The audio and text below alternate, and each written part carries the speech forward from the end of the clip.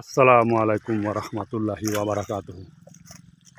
আল্লাহুম্মা সাল্লি ওয়া সাল্লিম ওয়া বারিক আলা নাবিয়িনা মুহাম্মদ ওয়া আলা আলিহি ওয়া সাহবিহি আজমাইন।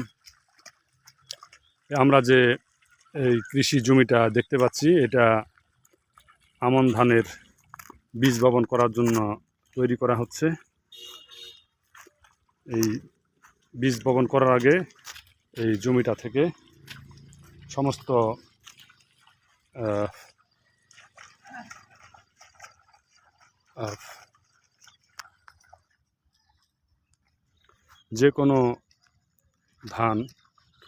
কোনো ধানের বীজ বপন করার জন্য জমিকে খুব ভালোভাবে প্রস্তুত করতে হয়। হ্যাঁ, সুষমভাবে সমস্ত সার, বিষ, ইউরিয়া, পটাশ, ফসফেট, জিপসাম, জৈব সার, কীটনাশক সমস্ত কিছু সুষমভাবে জমিতে দিতে হয়, যাতে সেই ভূমিটুকু বা জমি বীজের জন্য উপযুক্ত হয় এবং ধানের বীজ জন্মানো থেকে শুরু করে গ্রোথ,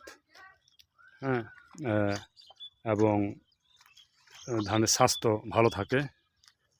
তো সেই জন্য আমাদের এই জমি থেকে প্রথমেই হচ্ছে ভুট্টা গাছের যে গোড়ালি বা গোড়াগুলো আছে সেগুলো আমরা সরিয়ে ফেলতেছি।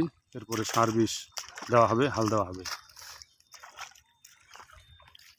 যে আশেপাশে যত জমি দেখতেছি এগুলোতে সবই হচ্ছে যে ভুট্টা গাছের অবশিষ্টাংশ রয়ে গেছে, কারণ এগুলোতে ভুট্টা লাগানো হয়েছিল, ভুট্টা ফল তোলা হয়েছে, গাছের অবশিষ্টাংশগুলো রয়ে গেছে। এগুলো মানুষ এখন তাদের কেটে বাড়িতে নিয়ে যাবে। এগুলো সাধারণত চুলায় জ্বালানি হিসেবে ব্যবহৃত হয়। এরপরে এগুলোতে আবার চাষ দিয়ে পরবর্তী আমন ধান রোপণ করার জন্য তৈরি করে তোলা হবে। সুবহানাল্লাহ, আলহামদুলিল্লাহ। এই যে পাশেই আমাদের এই জমির পাশের জমিতে এখানে এরই মধ্যে আমন ধানের বীজ বপন করা হয়েছে। এগুলো গজিয়ে গেছে, এই যে আমি দেখাচ্ছি ক্লোজ ক্যামেরা নিয়ে। এই জায়গাটুকুতে জন্মেছে, বেশ সুন্দর সবুজ হয়েছে, কোথাও ঘন, কোথাও পাতলা। যেসব জায়গায় পানি লেগে থাকবে, পানি জমে থাকবে, সেখানে বীজটা একটু কম হয়, কারণ এই পানিতে ডুবে থাকার কারণে অনেক ধান পচে নষ্ট হয়ে যায়। আর যেখানে হচ্ছে একটু সামান্য রস থাকে, তার একটা ধান ফুটে গাছ বের হওয়ার জন্য যতটুকু রস থাকে, সেই পরিমাণ রস থাকে, সেই জায়গাতে বীজটা ভালো হয়। এই যে আমরা দেখতে পাচ্ছি সামনের এই অংশটুকু কিন্তু ড্রাই, শুষ্ক। এখানে বীজটা খুব সুন্দর সবুজ দেখাচ্ছে, কিন্তু এখানে এই যে ভিজা জায়গায় এখানে অনেক গাছ নষ্ট হয়ে যাচ্ছে, মরে যাচ্ছে, কারণ এখানে অতিরিক্ত পানি থাকার কারণে ধানগুলো পচে নষ্ট হয়ে যাচ্ছে।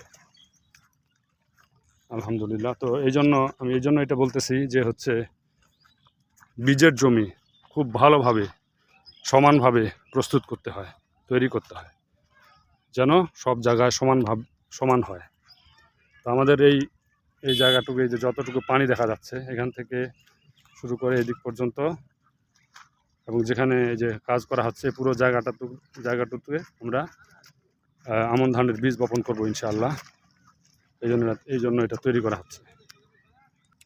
এই যে বিচনটা আমি এদিক থেকে দেখাই, এই যে কোথাও কোথাও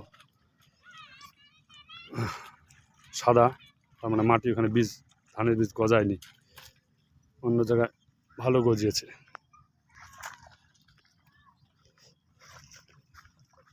এই ভুট্টা গাছের গোড়ালিগুলো তুলে আমরা এখানে জমা করতেছি এক জায়গায়, এগুলো পরে ফেলে দেওয়া হবে, এখান থেকে সরাই ফেলা হবে। এরপরে এখানে আমরা চাষ দিব। বাংলাদেশে আমরা কৃষিকাজের এই সমস্ত কাজ, এরপরে এই আগাছা, তারপরে জমিতে স্প্রে দেওয়া, এগুলো আমরা ম্যানুয়াল লেবার দিয়ে এখনও করে থাকি। এগুলোতে বাংলাদেশে এখনও যন্ত্রের ব্যাপক ব্যবহার শুরু হয়নি। শুধুমাত্র ধান কাটাই এবং মাড়াইয়ে এই যন্ত্রের ব্যবহার আছে, যেমনটা আমরা সামনে দেখতে পাচ্ছি। এখানে যন্ত্রের মাধ্যমে ধান কাটাই করা হচ্ছে এবং মাড়াই করা হচ্ছে, আলহামদুলিল্লাহ। সো এই কাজগুলো আমরা ম্যানুয়ালি করি। আশা করি ইনশাল্লাহ ভবিষ্যতে বাংলাদেশে কৃষিকাজের যন্ত্রের ব্যবহার আরও বৃদ্ধি পাবে, যাতে মানুষের ম্যানুয়াল লেবার আর না দিতে হয় ইনশাআল্লাহ। সুবহানাকা আল্লাহুম্মা ওয়া বিহামদিকা আশহাদু আল্লা ইলাহা ইল্লা আনতা আস্তাগফিরুকা ওয়া আতুবু ইলাইক। আসসালামু আলাইকুম ওয়া রাহমাতুল্লাহি ওয়া বারাকাতুহু।